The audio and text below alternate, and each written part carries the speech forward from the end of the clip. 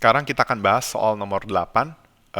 Pertanyaannya adalah anggaran belanja defisit perlu dilakukan saat. Nah, kita mesti tahu dulu konsep belanja pemerintah itu bisa dibagi jadi 3 kategori keadaannya, yaitu kondisi surplus, lalu kondisi defisit, dan ada kondisi aku lupa nyebutnya pokoknya balance ya.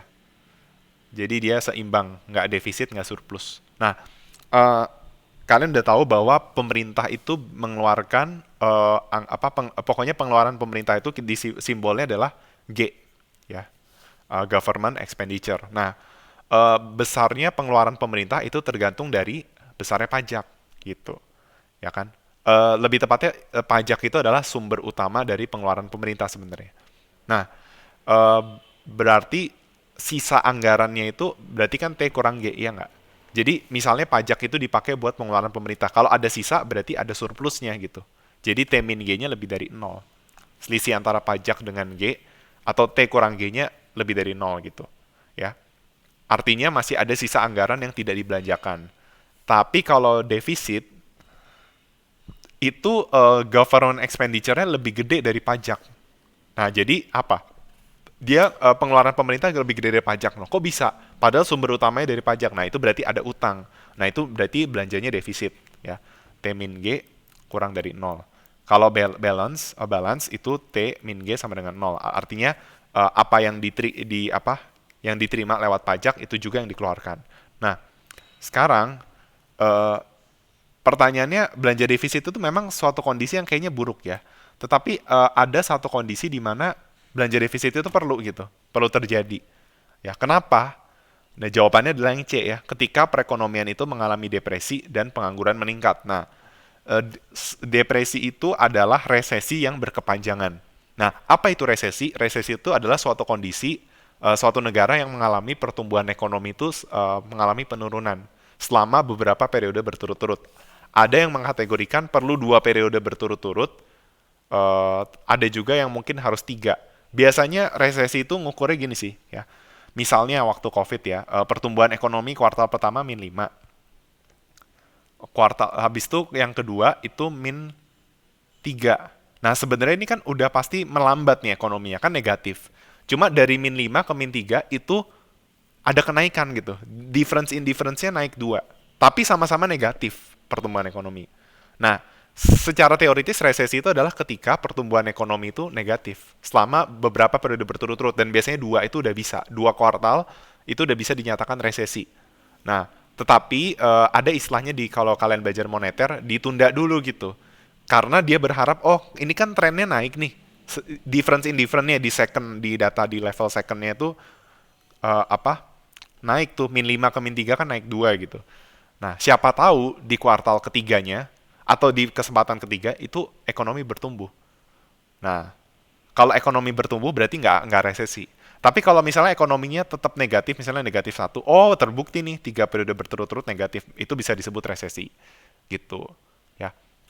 Tapi kalau dari min 5 ke min 6 biasanya sih langsung resesi karena oh ini memang nggak membaik nih, turunnya lebih gede gitu ya.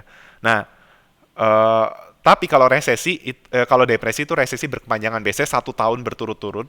Jadi 4 kuartalnya itu negatif terus. Nah, itu bukan cuma resesi tapi depresi, ya. Seperti itu. Dan pengangguran meningkat ini benar ya.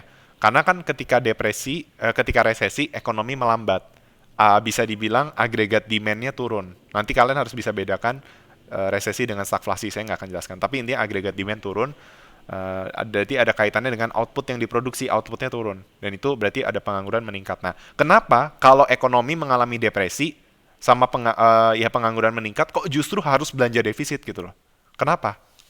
Atau kenapa government expenditure perlu ditingkatkan sampai dia itu defisit belanjanya? Ya alasannya adalah supaya agregat demand ini bisa dipacu gitu, bisa digeser ke sebelah kanan. Sehingga kan kalau resesi depresi itu kan ekonomi melambat, ya kan? Outputnya kecil gitu. Berarti penganggurannya juga naik. Nah, berarti supaya pertumbuhan bisa memicu pertumbuhan dan penganggurannya bisa turun, berarti apa? Kuncinya adalah agregat demand-nya harus meningkat gitu. Nah, supaya agregat demand meningkat, kita tahu komponen agregat demand adalah C plus I plus G. Kalau close ekonomi ya, kalau open itu ada nextnya. Nah, berarti G-nya ini bisa kita picu gitu. Nah, G-nya dipicu sampai dia defisit. Nah, itu dibutuhkan itu. Supaya ekonomi hidup nggak apa-apa defisit. Mungkin ngutang dulu biar ekonominya bertumbuh, jangan sampai resesi atau bahkan depresi gitu. Jadi jawabannya yang C ya.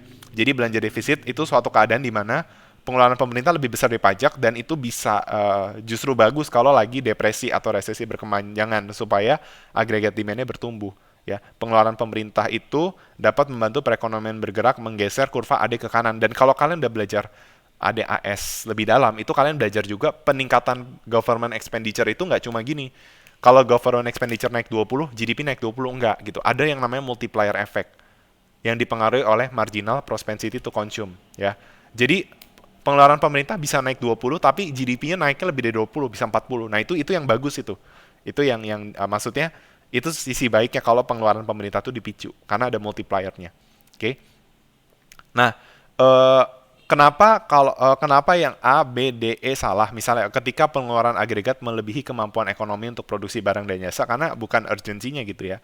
Kalau pengeluaran agregat melebihi kemampuan, berarti harusnya dikurangi pengeluaran agregat. Justru agregat demand harus turun, bukan naik. Kalau di C, AD harus naik. Sama, ketika jurang inflasi terbentuk, berarti inflasinya tinggi. Nah, kalau inflasi tinggi, itu dari sisi demand justru harus turun. Ya, agregat demand-nya turun. Terus pajak masyarakat ditingkatkan loh. Kalau pajaknya naik, AD-nya turun, ya kan?